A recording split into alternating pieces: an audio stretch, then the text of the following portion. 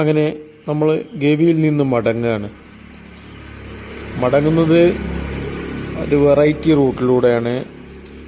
ഏലപ്പാറ വാഗമൺ വഴിയാണ് മടങ്ങുന്നത്.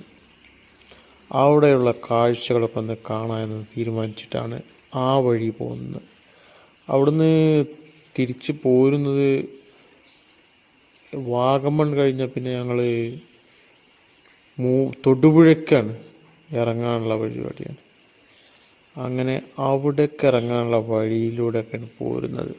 അപ്പോൾ പോരുന്ന വഴിയിൽ നല്ല സൈറ്റ് സീയിങ് കിട്ടിയപ്പോൾ എടുത്ത വീഡിയോസാണ് ഇതൊക്കെ. നിങ്ങൾക്ക് ഇഷ്ടപ്പെട്ടുവോ എന്നറിയില്ല. ഏതായാലും വലിയ കുഴപ്പമില്ലാത്ത സ്ഥലങ്ങളാണ്, കാണാൻ നല്ല ഭംഗിയുള്ള സ്ഥലങ്ങളാണ്. നിങ്ങളൊന്ന് കണ്ടു നോക്കൂ.